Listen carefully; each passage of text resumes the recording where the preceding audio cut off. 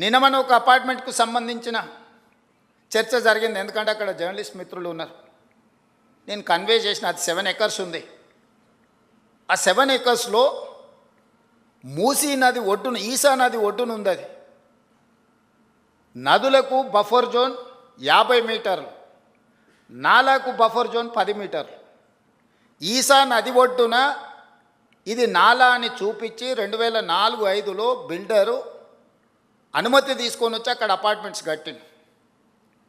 2004 తర్వాత 2012లో చట్టాన్ని సవరించి స్పష్టంగా నాలా అయితే ఎంత ఉండాలి,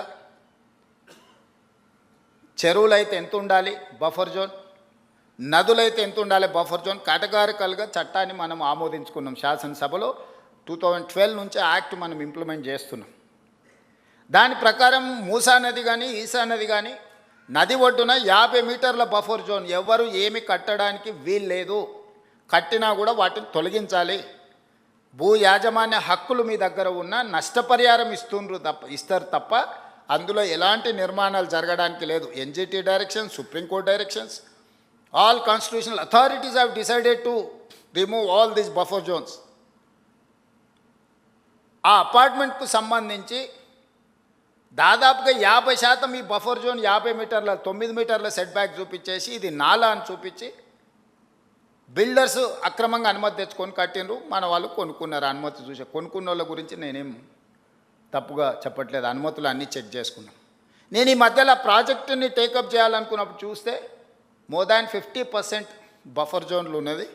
దీంట్లో చాలామంది తెలిసిన మిత్రులు ఉన్నారు. అరే వీళ్ళకి ఏదన్నా నష్టం జరిగేటట్టుంది, మనం చేయగలిగిన సహాయం చేద్దామని మా అధికారులకు చెప్పి వాళ్ళ దగ్గర పంపించి వాళ్ళతో చర్చ చెప్పిన. మరి వాళ్ళకి ఎంత చేరిందో తెలియదు. అందుకే ఈరోజు ఇక్కడ నుంచి చెప్పదలుచుకున్నా.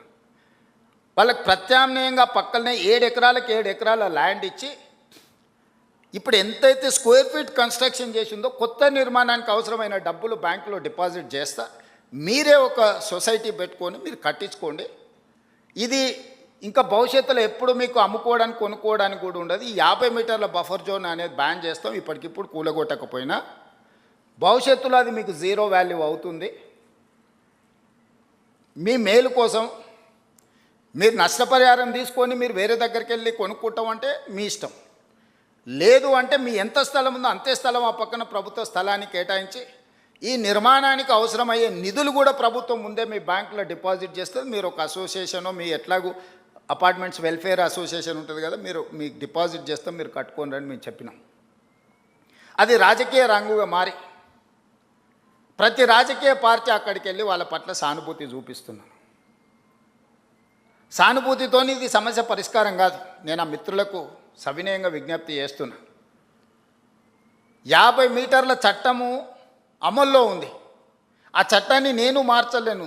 నేషనల్ గ్రీన్ ట్రిబ్యునల్ నుంచి సుప్రీంకోర్టు వరకు ఇచ్చిన గైడ్లైన్స్ ప్రకారం ఏర్పడింది. ఆ 50 మీటర్ల బఫర్ జోన్లో ఉన్న అన్ని అపార్ట్మెంట్స్ జీరో వాల్యూ, నివసించడానికి పనికొస్తుందేమో కానీ దాని ఫైనాన్షియల్ వాల్యూ జీరో. అట్లాంటివి మేము సేకరించి వాళ్ళకి మేలు చేసి వాళ్ళని పక్కకు తరలించి వాళ్ళకి ప్రత్యామ్నాయం చూపిద్దామని అంటే లేదు మేము అడ్డుకుంటామని రాజకీయ పార్టీలు అక్కడికి వెళ్తున్నాయి.